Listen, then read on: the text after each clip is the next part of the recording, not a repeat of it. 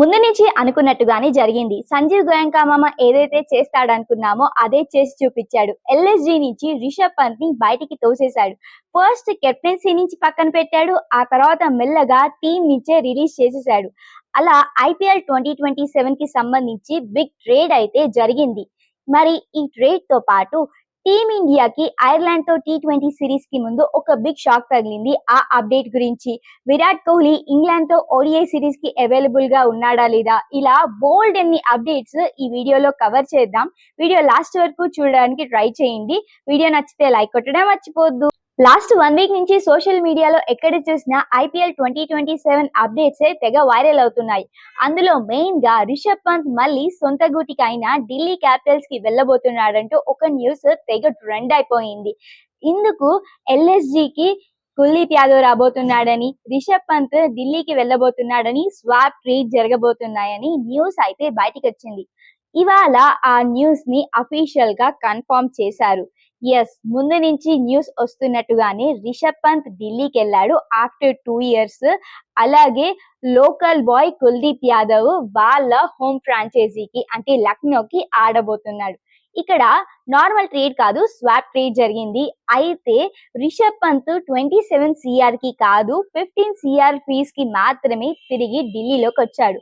మరి ఢిల్లీ క్యాపిటల్స్ రిషబ్ పంత్ కి కెప్టెన్సీ ఇస్తుందా అంటే అది డౌట్ అనే చెప్పాలి. ముందు వీడియోలో మనం డిస్కస్ చేసుకున్నాం. రిషబ్ పంత్ కి కెప్టెన్సీ ఇస్తే ప్రెషర్ ఫీల్ అవుతున్నాడు. దీనివల్ల అతని పర్సనల్ బ్యాటింగ్ పర్ఫార్మెన్స్ కూడా ఎఫెక్ట్ అవుతుంది. సో మాక్సిమం రిషబ్ పంత్ కి మళ్ళీ కెప్టెన్సీ ఇవ్వకపోవచ్చు. ఏదైతే నేను కెప్టెన్సీ ఇస్తారో లేదో తెలియదు. ఆ విషయం పక్కన పెడితే రిషబ్ పంత్ అయితే ఆఫ్టర్ 2 years లాంగ్ గ్యాప్ తర్వాత సొంత గూటికైతే చేరాడు. ఇంతకంటే హ్యాపీ న్యూస్ మరొకటి ఉండదు. తనకి ఫ్యాన్స్ కి ఫుల్ హ్యాపీ అని చెప్పాలి. ఇక కుల్దీప్ యాదవ్ కూడా లక్నోకి ఆడబోతున్నాడు ఐపీఎల్ 2027 నుంచి. ఈ స్వాప్ ట్రేడ్ మీకు ఎలా అనిపించిందో కమెంట్స్ లో చెప్పండి. ఇక టీమిండియాకి ఉన్న బిగ్ షాకింగ్ న్యూస్ ఏంటంటే ఐర్లాండ్ తో T20 సిరీస్ కి క్వాడ్రిసెప్స్ ఇంజురీ వల్ల తెలుగు తేజ నితీష్ కుమార్ రెడ్డి రూల్డ్ అవుట్ అయ్యాడు. నిజం చెప్పాలంటే ఆఫ్ఘనిస్తాన్ తో 3 మ్యాచ్ల ఓడిఐ సిరీస్ ఆడుతున్న మధ్యలోనే నితీష్ కుమార్ రెడ్డికి ఇంజురీ అయింది. దాంతో సెకండ్ ఓడిఐ మ్యాచ్ కి నితీష్ టీమ్ కి అవైలబుల్ గా లేడు. కానీ అప్పుడు నితీష్ కుమార్ రెడ్డికి అయిన ఇంజురీ చిన్నదే అనుకున్నారు. బట్ ఆ తర్వాత ఎంఆర్ఐ స్కాన్లు తీపిచ్చిన తర్వాతే అర్థమైంది నితీష్ కుమార్ రెడ్డికి క్వాడ్రిసెప్స్ ఇంజురీ అయిందని. దీనివల్ల రూల్డ్ అవుట్ అయ్యాడు. అయితే ఇక్కడ విశేషం ఏంటంటే డాక్టర్స్ నితీష్ కుమార్ రెడ్డి కోలుకోవడానికి 4 weeks టైం పడుతుందంట. అంటే 1 month టైం పడుతుంది. ఈ 1 month అయిపోయిన తర్వాత రీహాబిలిటేషన్ సెంటర్ లో ఉండాలి. ఆ తర్వాత ఫిట్నెస్ టెస్ట్ క్లియర్ అవ్వాలి. ఇవన్నీ జరగడానికి ఆల్మోస్ట్ 1.5 month టైం పడుతుంది. ఈ లోపు Ireland T20 series, England T20 series, England తో ఓడిఐ మ్యాచ్లు ఉన్నాయి. వీటన్నిటికీ కూడా నితీష్ కుమార్ రెడ్డి మిస్ అయ్యే ఛాన్సెస్ కనిపిస్తున్నాయి. బీసీసీ అయితే అఫీషియల్ గా ఐర్లాండ్ తో T20 సిరీస్ కి మాత్రమే నితీష్ కుమార్ రెడ్డి రూల్డ్ అవుట్ అయ్యాడని అనౌన్స్ చేసింది. కానీ మిగతా మ్యాచ్ల గురించి ఎలాంటి అప్డేట్ ఇవ్వలేదు. కానీ రిపోర్ట్స్ అయితే నితీష్ కుమార్ రెడ్డి నెక్స్ట్ రాబోయే ఓడిఐ T20 సిరీస్లకి దూరం అవుతాడని గట్టిగా న్యూస్ అయితే ఉంది. నిజానికి బీసీసీ నితీష్ కుమార్ రెడ్డిని హార్దిక్ పాండ్యాకి రీప్లేస్మెంట్ గా గ్రూమ్ చేయాలనుకుంది. బట్ ఎలాగైతే హార్దిక్ పాండ్యా ఇంజురీస్ వల్ల లాస్ట్ మూమెంట్ లో టీమ్ కి అన్అవైలబుల్ గా ఉంటున్నాడో నితీష్ కుమార్ రెడ్డి విషయంలో కూడా అదే జరుగుతుంది. కరెక్ట్ గా సిరీస్ స్టార్ట్ అవ్వక ముందు ఏదో ఒక ఇంజురీ చేసుకొని సిరీస్ నుంచి పక్కకి వెళ్ళడం, రూల్డ్ అవుట్ అవ్వడం జరుగుతుంది. ఇలాగైతే హార్దిక్ పాండ్యాకి రీప్లేస్మెంట్ దొరికినట్టే. నితీష్ కుమార్ రెడ్డిని గ్రూమ్ చేద్దాం అనుకున్న హార్దిక్ పాండ్యాకి సేమ్ గానే నితీష్ కుమార్ రెడ్డికి కూడా ఫ్రీక్వెంట్ గా ఇంజురీస్ అవుతున్నాయి. సో దీన్ని బట్టి హార్దిక్ పాండ్యాకి కరెక్ట్ రీప్లేస్మెంట్ గా నితీష్ కుమార్ రెడ్డిని ఎక్స్పెక్ట్ చేయడం కష్టమే. పోనీ యంగ్ ప్లేయర్స్ ని తీసుకొద్దామా అంటే వాళ్ళు ఒక మ్యాచ్ లో బాగా పర్ఫామ్ చేస్తుంటే ఇంకొక మ్యాచ్ లో బాగా పర్ఫామ్ చేయట్లేదు. సో ఇప్పుడు బీసీసీఐకి ఉన్న పెద్ద తలనొప్పి హార్దిక్ పాండ్యాకి రీప్లేస్మెంట్ తీసుకురావడం. మరి చూడాల్సిందే బీసీసీఐ ఇంకా టీమ్ మేనేజ్మెంట్ హార్దిక్ పాండ్యాకి పర్ఫెక్ట్ రీప్లేస్మెంట్ ని ఎప్పుడు గ్రూమ్ చేస్తారా అని. ఇక ఆ విషయం పక్కన పెడితే నితీష్ కుమార్ రెడ్డి ప్లేస్ లో ఇండియా ఏలో సూపర్ గా పర్ఫామ్ చేసిన సూర్యాన్ షెట్జేని టీమిండియా మేనేజ్మెంట్ రీప్లేస్ గా తీసుకొచ్చింది. ఎవరి సూర్యాన్ షెట్జే అంటే 2024-25 సైద్ ముస్తక్ అలీ ట్రోఫీలో 200+ స్ట్రైక్ రేట్ తో 131 రన్స్ చేశాడు. ఈ పర్ఫార్మెన్స్ తో ఐపీఎల్ కి సెలెక్ట్ చేశారు. ఐపీఎల్ లో కూడా బెస్ట్ పర్ఫార్మెన్స్ ఇవ్వడంతో ఇండియా ఏ లిస్ట్ కి డెబ్యూట్ చేశాడు. శ్రీలంకతో జరిగిన ట్రై నేషన్ సిరీస్ లో సూర్యాన్ షెట్జే టీమిండియా తరపున 147 రన్స్ చేశాడు. ఇంకా 23 ఓవర్స్ బౌలింగ్ కూడా చేశాడు. ఇలా సూర్యాన్ షెట్జే పర్ఫెక్ట్ గా ఉన్నాడు. సో నితీష్ కుమార్ రెడ్డికి కరెక్ట్ రీప్లేస్మెంట్ అవుతాడనుకొని సూర్యాన్ షెట్జేకి మంచిగా ఛాన్స్ ఇచ్చారు.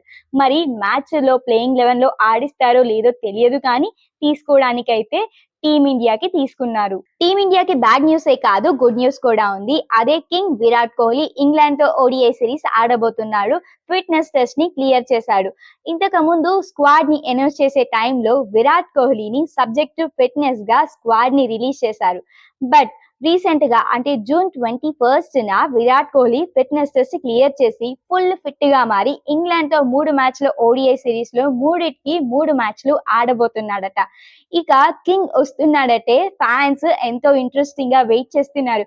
ఎప్పుడెప్పుడు ఈ ఇంగ్లాండ్ ఓడిఐ సిరీస్ స్టార్ట్ అవుతుందా అని ఈగర్ గా వెయిట్ చేస్తున్నారు. ఈ గుడ్ న్యూస్ తో పాటు టీమిండియాకి ఒక బిగ్ పాజిటివ్ థింగ్ కూడా ఉంది. అదే టీమిండియా T20 వైస్ కెప్టెన్ గా ఎంపికైన తిలక్ వర్మ ఫుల్ ఫామ్ లో ఉన్నాడు. ట్రై నేషన్ సిరీస్ లో శ్రీలంక ఏని చిత్తుచిత్తుగా ఓడించి యాజ్ ఏ కెప్టెన్ గా, యాజ్ ఏ బ్యాటర్ గా కీ రోల్ ప్లే చేసి తిలక్ వర్మ ఇండియా ఏకి ట్రోఫీ అయితే అందించాడు. ఇక అదే జోష్ లో సోమవారం శ్రీలంక నుంచి వచ్చి TG20లో పార్టిసిపేట్ చేసి మెదక్ ఫాల్కోన్స్ కి కెప్టెన్ గా వ్యవహరించి చేజింగ్ లో సెంచరీ చేసి మరి మెదక్ ఫాల్కోన్స్ ని గెలిపించాడు. నిజానికి అయితే శ్రీలంకతో ట్రై నేషన్ నిన్ననే కదా కంప్లీట్ అయింది. వెంటనే తిలక్ వర్మ TG20లో పార్టిసిపేట్ చేస్తాడా అని చాలా మంది డౌట్ పడ్డారు. కానీ వెంటనే తిలక్ వర్మ రావడము, సెంచరీ కొట్టడము, మ్యాచ్ గెలవడము, ఇలా ఇవన్నీ ఫ్రాక్షన్ ఆఫ్ సెకండ్స్ లో జరిగిపోయాయి. నిజంగా వైస్ కెప్టెన్ గా తిలక్ వర్మ ఇంత మంచి ఫామ్ లో ఉంటే ఇక టీమిండియాకి బిగ్ ప్లస్ పాయింట్ అనే చెప్పాలి. ఇవన్నీ బానే ఉన్నాయి, కానీ సోషల్ మీడియాలో సడన్ గా ఒక న్యూస్ వైరల్ అవుతుంది. అదేంటంటే శ్రేయస్ అయ్యర్ ని యాజ్ ఏ T20 కెప్టెన్ గా ఈ ఐర్లాండ్, ఇంగ్లాండ్ ఇంకా ఏషియన్ గేమ్స్ వరకే కన్సిడర్ చేస్తున్నారట. ఇవన్నీ అంటే ఏషియన్ గేమ్స్ అయిపోయిన తర్వాత మళ్ళీ T20 కెప్టెన్ గా శుభ్మన్ గిల్ ని తీసుకొచ్చే ఛాన్సెస్ ఉన్నాయని రిపోర్ట్స్ వస్తున్నాయి. బీసీసీఐ మేనేజ్మెంట్ కేవలం 3 సిరీస్ కోసమే శ్రేయస్ అయ్యర్ ని T20 కెప్టెన్ గా చేశారట.